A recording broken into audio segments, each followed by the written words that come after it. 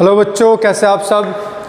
देखिए, आज हम लोग हिंदी का एक बहुत ही इंपॉर्टेंट चैप्टर जो कि संज्ञा शुरू करने वाले हैं। और जैसे आप जानते हैं कि हिंदी आपके चैप्टर उसमें एग्ज़ाम में 20 नंबर की आती है और आपके लगभग सारे ही सब्जेक्ट हमने चालू कर दिए हैं। आशीष सर धीरे धीरे आपको पॉलिटी पढ़ा रहे हैं, उसके बाद धीरे धीरे हिस्ट्री आएगी, ज्योग्राफी, इकोनॉमी, साइंस, कंप्यूटर।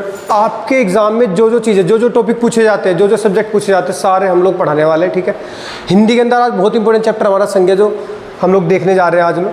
और संज्ञा के बाद धीरे धीरे सर्वनाम आएगा, विशेषण, क्रिया, अव्यय, ऐसे हम लोग ये पूरी सीरीज चलाएंगे और इन चीज़ों को ख़त्म कर रहे होंगे। ठीक है।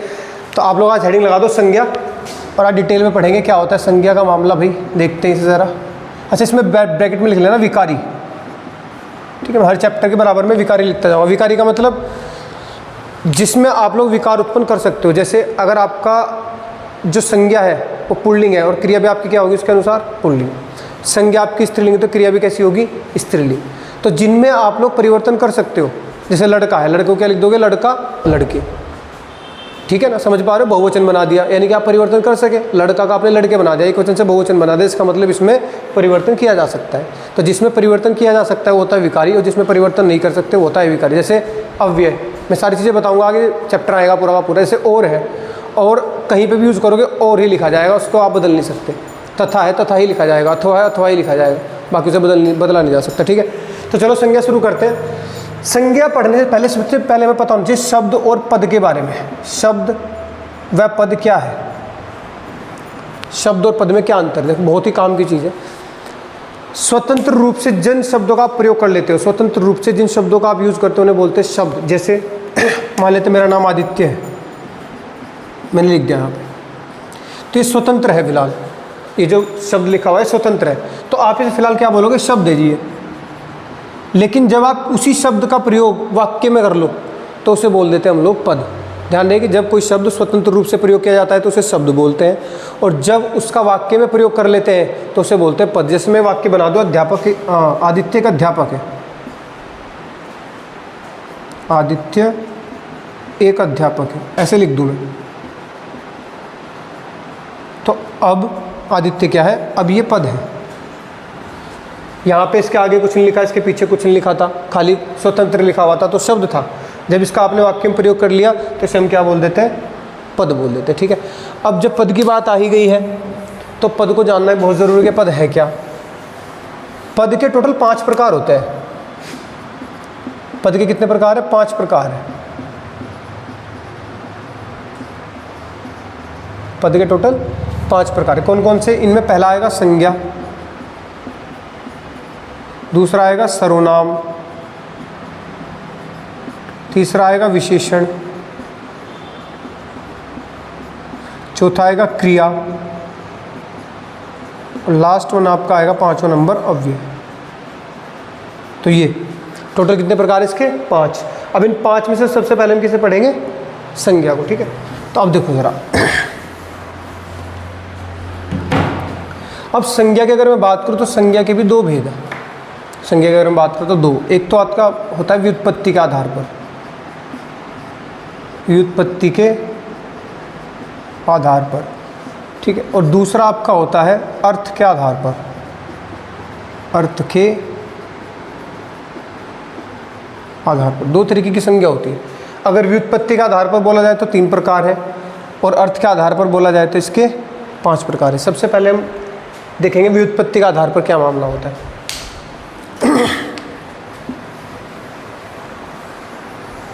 ठीक है। इस पे जाने से पहले अगर आपसे कोई पूछने लगे भाई संज्ञा की परिभाषा क्या है, कॉमन बात, तो आप क्या बोलते हो, किसी व्यक्ति, वस्तु, स्थान के नाम को, है ना। क्या बोलते हो आप लोग परिभाषा के अनुसार इसकी, किसी व्यक्ति, वस्तु, स्थान, भाव इत्यादि के नाम को क्या कहते हैं हम लोग, संज्ञा कहते हैं।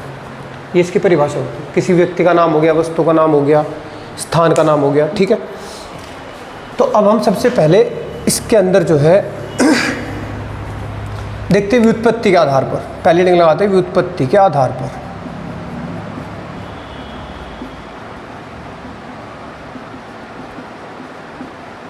ठीक है। तो व्युत्पत्ति के आधार पर सबसे पहले आती है रूढ़ संज्ञा, रूढ़ संज्ञा, ठीक है।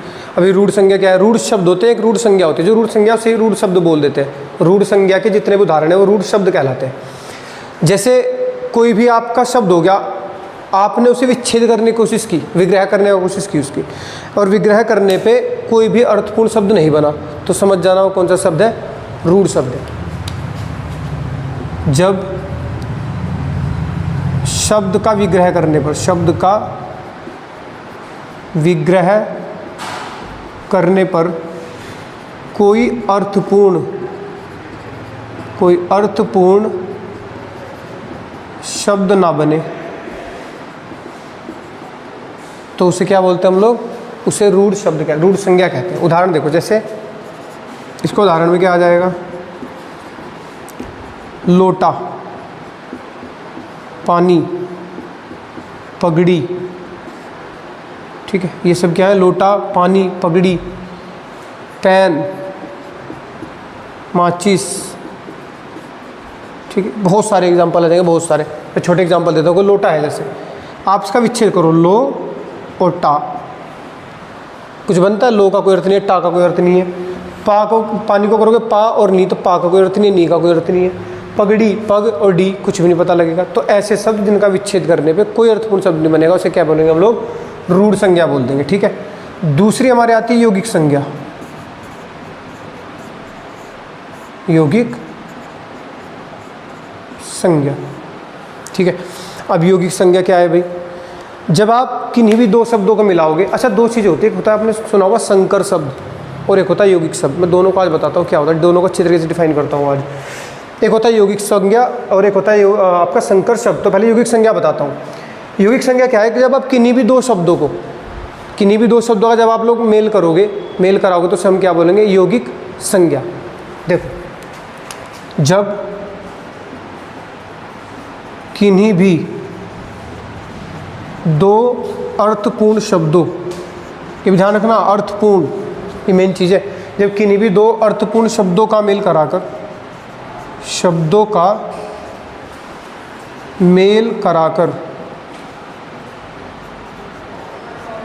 कोई अन्य अर्थपूर्ण शब्द बनाया जाए,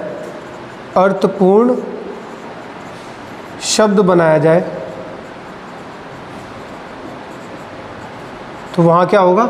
यौगिक संज्ञा होगी। जैसे घोड़ा, गाड़ी,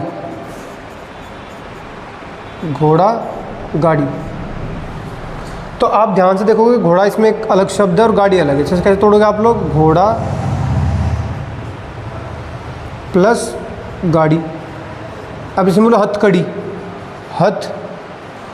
तो आप क्या बोलोगे इसे? हाथ प्लस कड़ी, हथकड़ी। चिड़ी मार, चिड़िया प्लस मार, तो आपने देखा दो शब्द, दोनों का अर्थ है। देखो, घोड़े का अलग अर्थ होता है, गाड़ी का अलग होता है, हाथ का अलग अर्थ होता है, कड़ी का अलग अर्थ होता है। जब दोनों को मिलाया तब भी एक अर्थपूर्ण ही शब्द बना। तो समझ पा रहे हो बात को? यौगिक शब्द क्या होता है? अच्छा, यहीं पे एक शब्द आता है संकर। जब मैं आपको शब्द भी पढ़ाऊंगा वहाँ पे बताऊंगा संकर क्या होता है, लेकिन यहाँ पे भी डिफाइन कर देता हूँ। यौगिक संज्ञा, यौगिक शब्द और संकर शब्द, इन दोनों में क्या अंतर है? कि यौगिक जो शब्द होगा वो किन्हीं भी भाषाओं से लिया जा सकता है। दो शब्द उठाओगे आप, चाहे पहला एक ही भाषा से, पहला भी और दूसरा भी एक ही भाषा से उठा लो, चाहे एक इस भाषा से और दूसरा उस भाषा से उठा लो, किसी भी अलग अलग भाषा, जैसे अरबी, फारसी, किन्हीं भी दो, या हिंदी से उठा लिया, एक संस्कृत से उठा लिया, तो उसे बोल देंगे यौगिक। लेकिन संकर शब्द क्या होता है? संकर शब्द दो अलग अलग भाषाओं से उठाया जाता है। मतलब जैसे आपने एक शब्द तो उठा लिया अरबी का और एक उठा लिया फारसी का, तो जब आप इन शब्दों को बोलोगे तो जो शब्द बनेगा नया उसे बोलेंगे संकर शब्द। लेकिन यौगिक शब्द में ऐसा नहीं होता। यौगिक शब्द में एक ही भाषा के दो शब्द उठाए जा सकते हैं। संकर शब्द में कभी भी एक ही भाषा के दो शब्द नहीं उठाए जा सकते, अलग अलग भाषा को उठाने पड़ेंगे। ध्यान देने की बात, बहुत अच्छी बात है, ध्यान से सुनना। देखो, यौगिक शब्दों में एक ही भाषा के दो शब्द उठाए जा सकते हैं, लेकिन संकर शब्दों में एक ही भाषा के दो शब्द नहीं उठाए जा सकते, दोनों अलग अलग भाषा के होने चाहिए। यानी कि सारे संकर शब्द क्या है? यौगिक शब्द है, लेकिन सारे यौगिक संकर नहीं है। बहुत, एक सवाल एग्जाम में पूछा गया था, ध्यान रखना। देखो, मैं लिख देता हूँ, इस बात को नोट कर लेना, सभी नोट करके लिखना इस बात को कि सभी संकर शब्द यौगिक शब्द हैं, किंतु सभी यौगिक शब्द संकर शब्द नहीं। ठीक है, ये बात आपको नोट कर लेनी है। ठीक है, आगे बढ़ते हैं। तीसरा नंबर हमारा क्या आता है? तीसरा नंबर हमारा आता है योग रूढ़। योग रूढ़। अब ये क्या होता है योग रूढ़? जब आप किन्हीं भी दो अर्थपूर्ण शब्दों का मेल कराओ और उनका मेल करा के कोई तीसरा शब्द बन जाए, किसी तीसरे शब्द की ओर संकेत हो जाए, तो उसे बोलते हैं योग रूढ़। आपने जब मैंने एक समास की वीडियो डाली हुई है, समास में आप देखोगे कि मैंने वहाँ पे बहुब्रीहि समास पढ़ाया था। तो बहुब्रीहि समास के सारे उदाहरण योग रूढ़ के उदाहरण होते हैं। ठीक है, मैंने बोला कि जब दो शब्दों का मेल कराकर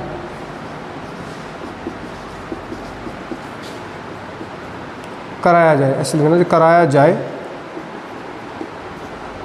और किसी तीसरे अर्थ की ओर, किसी तीसरे शब्द की ओर संकेत हो, किसी तीसरे शब्द की ओर संकेत हो, उसे क्या बोलते हैं? योग रूढ़ शब्द। जैसे युधिष्ठिर, ठीक है, युद्ध में स्थिर है, जो बहुब्रीहि के सारे उदाहरण। युधिष्ठिर, अजान बाहु, ठीक है, दशानन, इस तरीके से बहुत सारे। तो मैं लिख देता हूँ एक लाइन में कि बहुब्रीहि के सभी उदाहरण, बहुब्रीहि के या बहुब्रीहि समास के सभी उदाहरण, सभी उदाहरण योग रूढ़ के उदाहरण है। योग रूढ़ संज्ञा के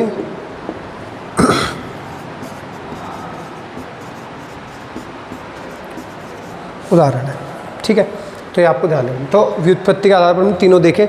एक हमने रूढ़ शब्द देखे, यौगिक्स देखे और योग रूढ़ देखे। सबके एग्जाम्पल हमने यहाँ पे देख लिए। अब बात करते हैं कि अर्थ के आधार पर कितने प्रकार के होते हैं। ठीक है, तो देखो ज़रा, बहुत ही डिटेल में चीज़ों को देखने वाले हम। ठीक है, बस आपको अच्छे से नोट्स बनाने, प्यारे प्यारे से। देखो, दूसरा नंबर हमारा आता है अर्थ के आधार पर संज्ञा।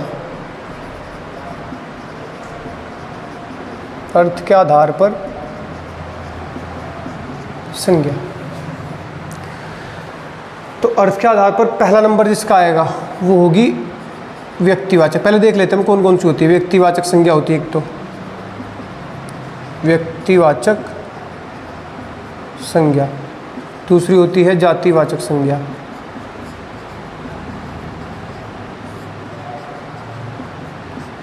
तीसरी आती है आपकी समूहवाचक संज्ञा। समूहवाचक संज्ञा। चौथा नंबर आपका आता है द्रव्यवाचक संज्ञा। द्रव्यवाचक भी आ जाता है, द्रव्यवाचक भी आ जाता है। ठीक है, तो द्रव्यवाचक संज्ञा। और पांचवा नंबर आता है भाववाचक संज्ञा का। भाववाचक संज्ञा। याद रखने के लिए एक ट्रिक बता देता हूँ। एक शब्द याद रखना आप लोग, भाषद्र जाव्य। उससे आप लोगों को प्रकार भी पता रहेंगे कि 5 होते हैं और उनका 5 का नाम भी याद रहेगा। भाषद्र जाव्य। इससे फ़ायदा क्या होगा? देखो, कभी कभी बोल देगा कि अर्थ के आधार पर संज्ञा का कौन सा भेद नहीं है, तो 3 तो इसमें से डाल देगा, एक बाहर से डाल देगा। या फिर बोल देगा कि अर्थ के आधार पर निम्नलिखित में से कौन सा संज्ञा का भेद है। तो देखो, भा से क्या हो गया? भाववाचक संज्ञा। स से समूहवाचक संज्ञा। द्र से द्रव्यवाचक संज्ञा। जा से जातिवाचक। व्यय से व्यक्तिवाचक। तो 5 के 5 आपको इजीली याद रह जाएगी और आपका दिमाग भी लगाना पड़ेगा। ठीक है, तो सबसे पहले हेडिंग कौन से लगाओगे? व्यक्तिवाचक संज्ञा की लगा दो हेडिंग फटाफट से। व्यक्तिवाचक संज्ञा।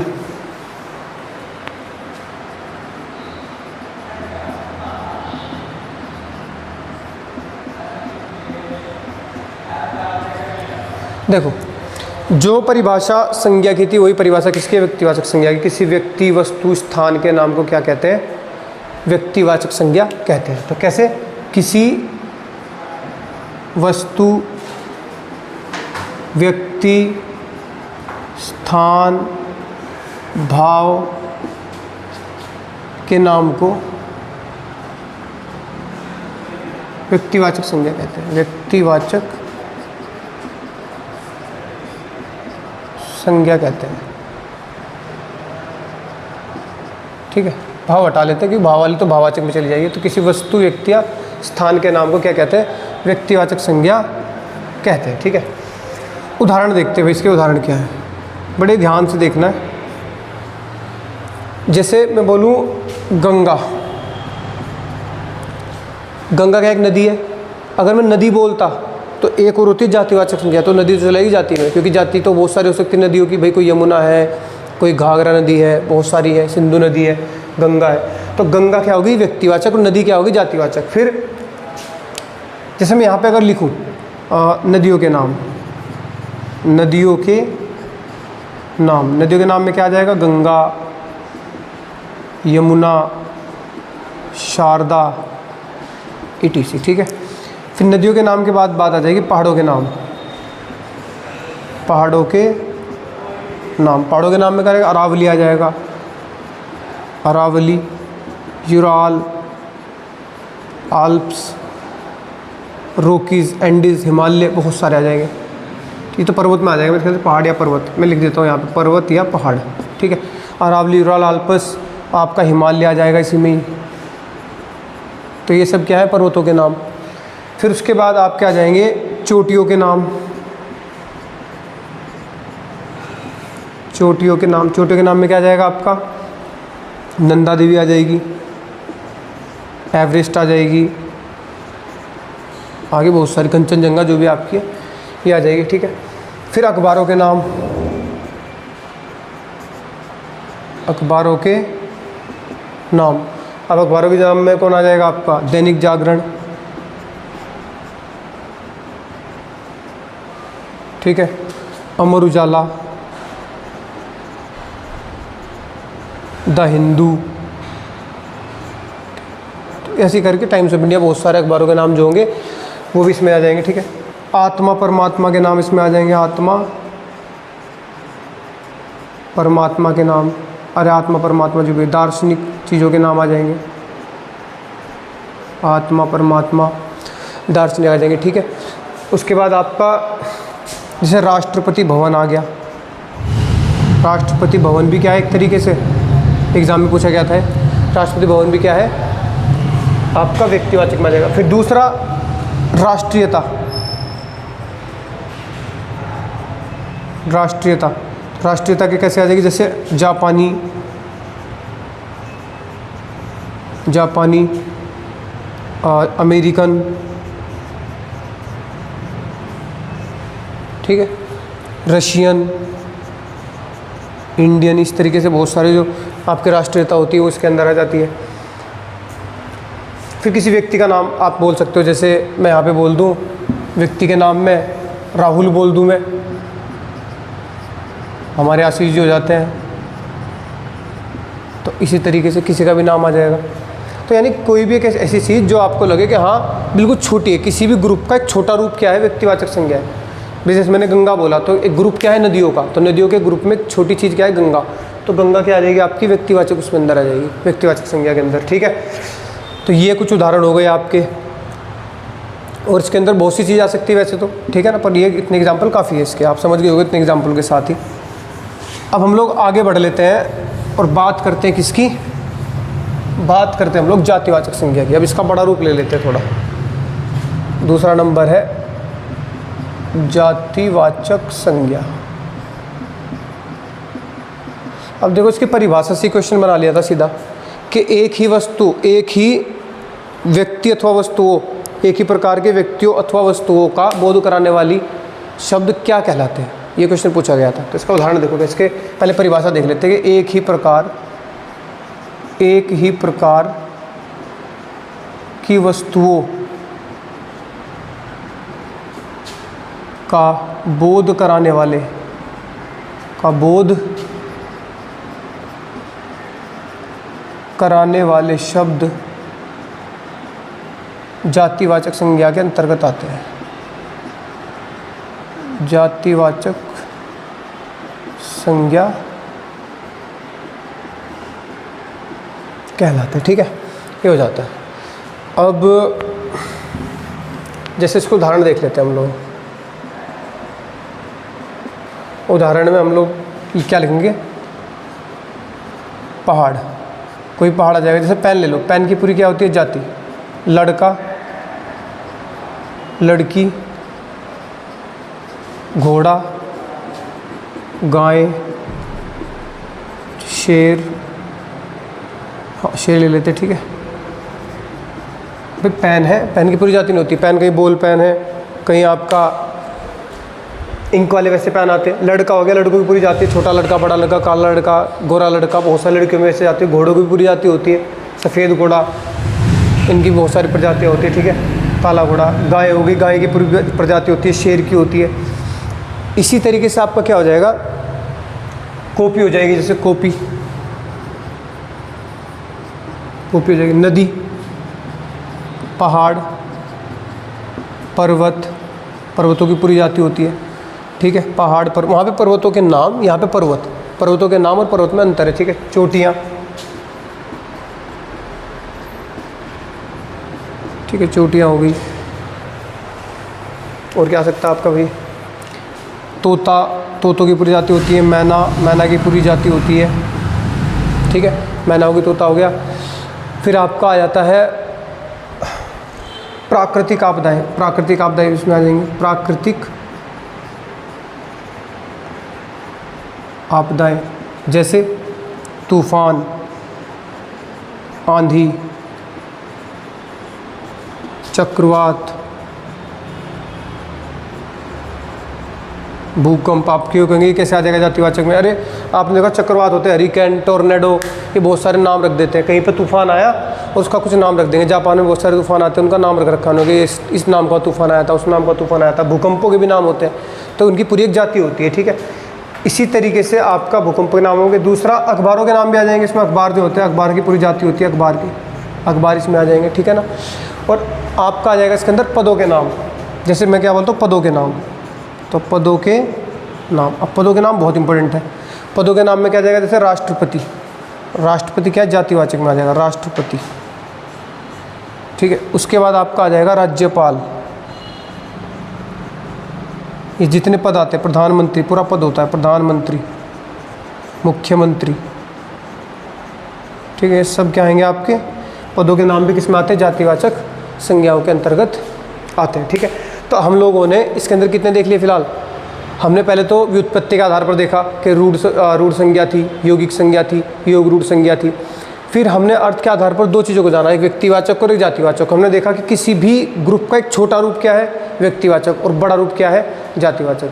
ठीक है, तो ये दो चीज़ हमने, दो प्रकार हमने देख ली। इसके बाकी बचे आपके तीन प्रकार, उन्हें भी हम धीरे धीरे डिस्कस करेंगे इस वीडियो में। उम्मीद करता हूँ आपको सारी चीज़ें अच्छी तरीके से समझ में आई होगी। जो भी आपके डाउट रहते हैं, जो भी आपको पूछना होता है, कमेंट सेक्शन में एक बार लिख दिया करो। हम वहाँ पे कमेंट सेक्शन चेक करते रहते हैं। कोई आपकी क्वेरी हो, कोई आपकी कंप्लेन हो, सब आप कमेंट सेक्शन में लिख दिया करो। ठीक है, बाकी देखते जाओ अच्छी तरीके से, चैनल को शेयर करते जाओ, लाइक करते जाओ। ठीक है, बेल आइकन को दबा दिया करो ताकि आपको नोटिफिकेशन दबादम मिलती रहे। जो भी वीडियो आएगी अपडेट आपको मिलती रहेगी उस पर। बाकी आप लोग मेहनत करो, हम आपके साथ हैं। ठीक है, आशीष जी भी दबा के लगे हुए, मैं भी आपके साथ दबा के लगा हुआ, कोई दिक्कत नहीं है। और अब की बात चिंता नहीं करनी है, छोड़ना नहीं एग्ज़ाम को बिल्कुल भी। वर्दी को लेके ही मानेंगे हर हालत में, बस आपको मेहनत करनी है हमारे साथ दबा के। चलो मिलते हैं फिर हम लोग नेक्स्ट वीडियो में, तब तक के लिए धन्यवाद।